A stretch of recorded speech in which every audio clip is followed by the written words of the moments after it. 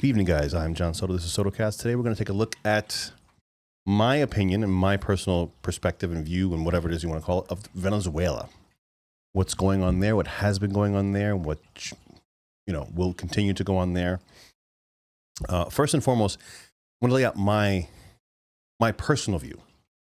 I don't like much intervention at all. If it can be avoided, short of somebody like decimating like nuking a country or something like that. And even then, I mean, this might sound very extreme, but if something's not happening to you, and you really, there's got to be a big deal getting involved into that particular country. With that being said, I think that the majority of the people, the majority of the pearl clutchers, the majority of the people that are out there right now protesting, the majority of right wing, left wing, all the different wings, this is obviously not an unprecedented act. You have, I'm going to take these through bullet point by bullet point very quickly, and then we can go ahead and so that we can get rid of the faux outrage. You had Reagan, Grenada and Libya during his tenure. You had Bush, obviously the Panama City, 1998, getting Noriega out was literally exactly the same thing that we just did now in Venezuela. 93, Clinton, Mogadishu, that was Black Hawk Down. 98, Clinton, I think it was Sudan / Afghanistan. There was conflicts going on there. Obama in Libya, 2011. Same time was around Pakistan. You had Trump in 2020. That was when he took out Soleimani. Biden, 2022. That was Kabul. All of these actions, all of these military actions did not get congressional approval. It was all done exactly the same way. I'm against all of it. Now, the people that are anti-Trump, they are obviously going to be against this. And they're going to go out there and protest and stuff like that and say all the horrible things and all the civil rights violations and all the war crimes and all that good stuff. Were they saying those things when it was their guy in office doing that? That's the main point that I have. Secondarily, even though I might be against it, I can still see benefits, obviously some not benefits, but if you want to look at the benefits, obviously the majority of the Venezuelan people are very happy today. Definitely the majority of Venezuelan people that are here are very happy today. Many of them they can't go home. Now they may have a chance to go home and see their friends and family again. The majority of the Venezuelans that are here that are quote unquote defectors, had they gone back, they would have been imprisoned and probably never seen the light of day ever again. So if you look at the people that are physically affected by what happened in Venezuela, the vast majority of them are very happy with that. Now, is that propaganda? I'm sure partly. Prior to almost every single invasion, prior to almost every single regime change war, we are bombarded with propaganda that lessens the sting of what we're doing as to somewhat justify it to ourselves. And that goes both ways. That goes, everyone's done that since the beginning of time, since the beginning of governments that have been able to reach out to their people and to promote a message. But obviously, like I said, the Venezuelan people are happy. What comes and what follows is a massive question. But there's a couple of things here. So one, obviously, the people there are saying that Maduro was a dictator, stole the election. There are some rumblings that Trump is also a little bit pissed because apparently one of the companies that took part in the 2020 election, who, the case just dropped in Georgia. There are definitely some rumblings that 2020 was, almost for surely rigged, stolen, whatever you want to call it. And Venezuela had a part in that, had a hand in that. So Trump is a little bit bitter on that end. You also have the fact that, again, Maduro, from from all accounts, he stole that election. He's basically, a narco dictator. A lot of people don't know that his nephews were arrested back in 2015 for trafficking about 800 kilos of cocaine. The U.S. picked him up, I believe, in Haiti. They were charged. They were convicted in 2016. They were sentenced to, I think, 20-year plus sentences. And then back in 2022, Biden pardoned them and sent them back home on a prisoner swap. So a lot of people don't know that. But yeah, that's kind of a big deal. So for the people that are saying that Maduro is like, he was just a leader, that, we're just taking out leaders. I mean, listen, his nephews were caught in trafficking. So this is not a far removed thing.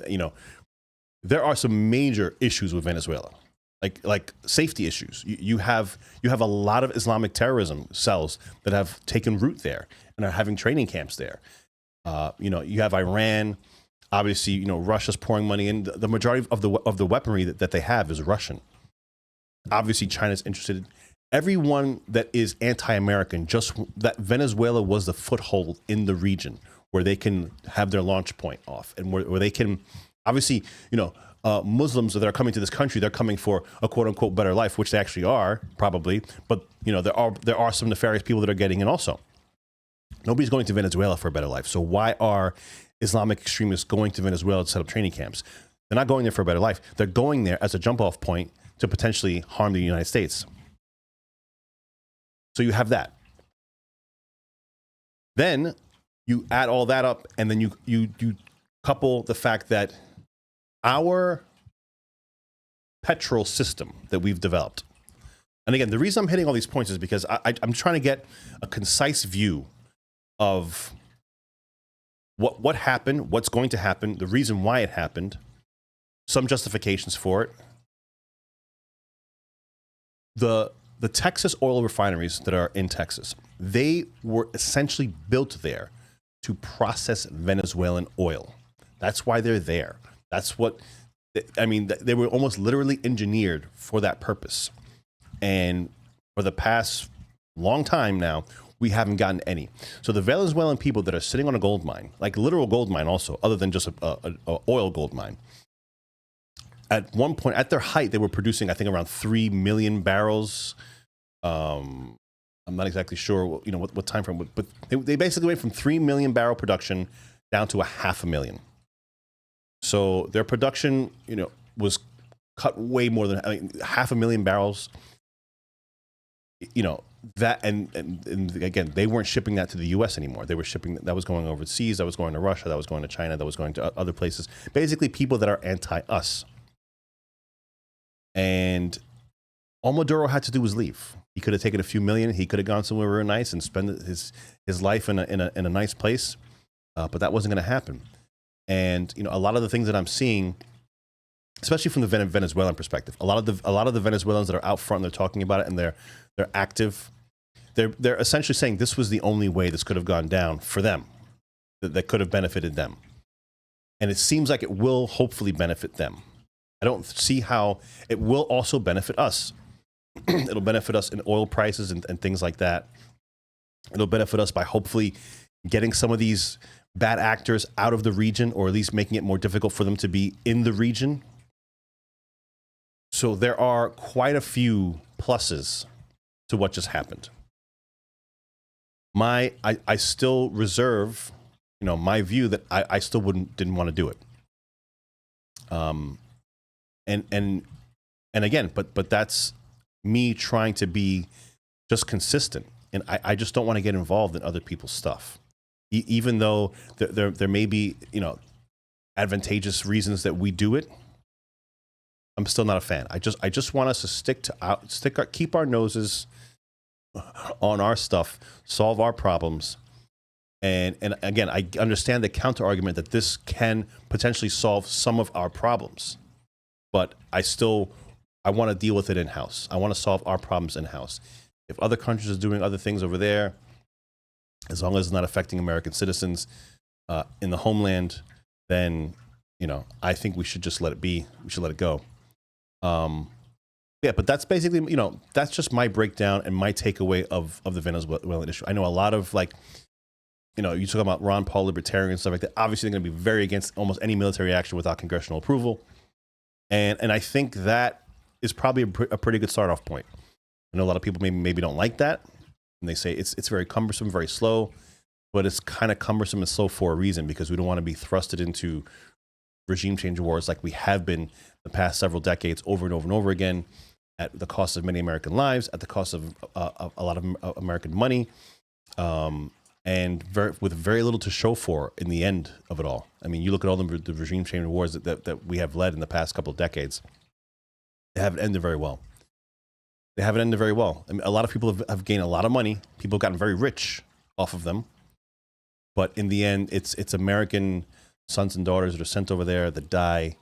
And the American taxpayer is ultimately on the hook for trillions of dollars of money that's essentially being funded out of the country to come back into the country, into the hands of, whether you call them the military industrial complex, whether you call them whatever it is you want to call them. It doesn't end up in the hands of middle America. That's for damn sure. So that's my point on the Venezuelan issue. I want to know what you guys think. I'm kind of interested because, again, I'm not a geopolitical expert, but that's just my takeaway. Wouldn't have done it. I could see both sides. I could see the benefits. I could definitely see the downside because regime change wars in the past have not ended well. You are leaving a vacuum behind. What's going to fill that vacuum? And again, Trump has hinted. He's hinted that boots on the ground, this and that. I don't get caught up in that stuff. And the reason why is it's not so much what a leader says, it's what he does. A leader has to say things in order to take a certain posture. In order to, he can't turn around and say, "Yep, whatever happens there now," and I'm not going to get involved, because then you're emboldening, you're emboldening the faction that you kind of just poked and prodded, and to say, I'm not gonna do any more. You don't want to say that, So I don't take much credence in essentially what any leader says out in the open. It's what he does. What he does is what matters. What he does is what the policy actually is. A political position is just that. It's a political position. It's you putting your argument out there into the ether to gain a response that you're looking for. So that's why when it comes to rhetoric on the geopolitics side, I don't take much credence in it one way or another. And all these leaders know that, and all these, they're all playing politics with each other. It really just comes down to, he has to say that right now. There's no way he could say anything different. There's no way he could say anything different than, if you want to keep going, I'll invade you and take over your country. He has to say that, because if that option isn't on the table, and they know that, then they're going to act accordingly. They're going to act as if that option's not on the table. More likely than not, that option is not on the table. I would hope not. But you still have to, when you're playing that game of chicken, you have to act like you will call the bluff if it comes down to you. Guys, thank you so much. Again, I'm changing it up a little bit. 6283 Talk on the X if you want to follow me there. Let me know what you think in the comments about it. Let me know where you think I'm wrong. Let me know where you think I'm right. Again, for this, on these topics, I'm open to learn, open to be changed one way or another. But that's just my view as of today. So let me know what you think. Thanks for all the new subs. I really appreciate it. Hit a like, hit the subscribe, share it if you think anyone else will get something out of this video. And I'll see you in the next one, guys. Take care.